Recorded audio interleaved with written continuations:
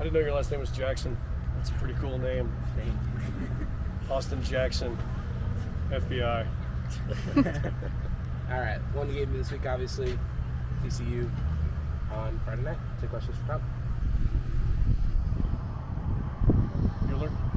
Do you feel like your team's kind of turned a corner at all, or is it too early to know that? I think it's a bit early to know exactly what corner is now ahead of us. I think it's more hurdles than corners right now. It's like you're working on your overall team stuff early on, then I think for our team, we really want to get our defense settled and play better defensively as a group unit, and then the whole team kind of get over that hurdle. We're playing better defensively right now.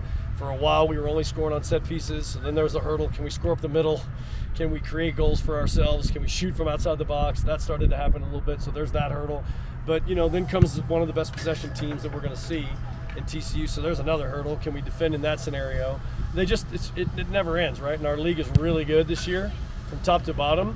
So I think we'll be able to look back at the end of the season and say these were some defining moments. In real time, it's hard to say what those defining moments actually are. And you talked about possession. How big is a player like Molly Skirsinski in a game like this? You talked about her in games. Molly's big in every game. It doesn't matter who we play. She's big. And each team will require different things from her.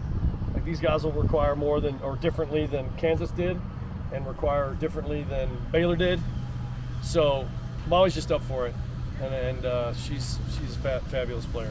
You talked about great players. Obviously, we've mentioned the caliber that Macy is, and now she's a finalist for the Herman Award. What's just kind of been your thoughts on that, just as she's been piling up accolades after accolades year after year? Look, the accolades don't surprise anybody who's around here. So that part is completely predictable because of the talent that she has, as you mentioned.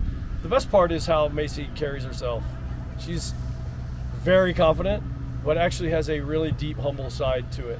Doesn't always love it when we announce the Player of the Week awards or whatever else gets set out week to week, and cares deeply for her teammates.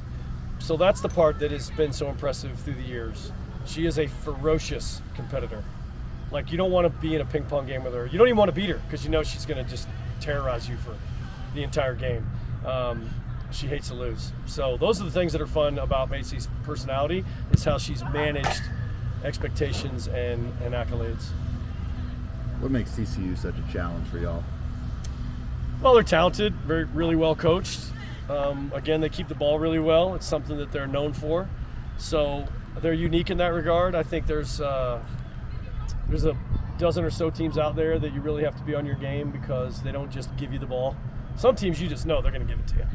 And you defend in a way that you're playing it in a way that you know they're going to hand it to you. And these guys aren't going to do that. So I think that makes them different than most. What do you and your team think about the whole logo rebrand that got announced yesterday? I didn't take a team poll, but everyone that said something to us has been really excited. And having been here for 20 years, this is the way we look at it. It's like a tip of the hat to the old school because it's got that feel, but it's a modern, very tight, very sharp and clean version. And it's the new Texas Tech with the new landscape that we're in, with this awesome Adidas deal, with Mahomes and all these other pro athletes around the world representing us, golfers, baseball players, Josh. I mean, we could go through the list, right? It's like a new era for Tech. So a polished, shiny logo that also tips the respect to the old, I think was a perfect combination. What's one of our sayings? Reinvent the future, honor the past. Honor the past and reinvent the future. That's what this logo does. Well, I like it. What are some things that you've been working on either this week or plan on implementing before the game to help you guys get past TCU? And by the way, Kirby didn't ask me for my opinion, so I do like it though. Say that again. What are some things that you guys have been working on going up to TCU? I know you mentioned they're a big possession team. What are some things you guys have been working on or plan to implement before the game to help combat that? Every team does present its challenges, but we don't go overboard on over-preparing for anyone because we feel like our team is good enough to make sure we're good at the things we're good at, while not being naive enough not to recognize who we're up against and what their tendencies are. So we kind of play it out that way. The most we talk about our opponents throughout the week is Wednesday. And, today was a really good day about us and how we want to maneuver the ball and continue to create scoring chances.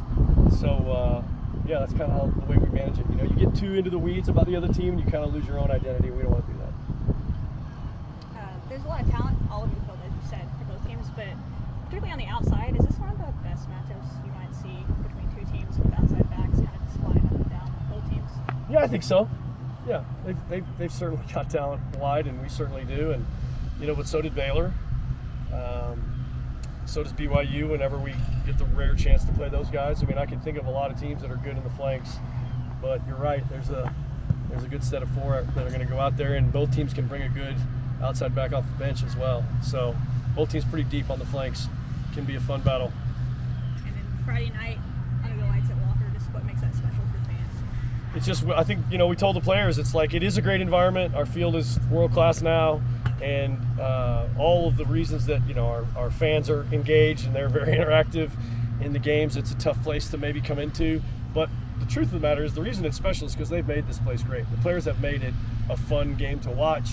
They've made it a place that we want to protect this house, and we're feisty at home, but we're also feisty on the road. So I don't know if that's much different. So I think that the players have made it special, and we hope each new class that comes in wants to carry on that tradition.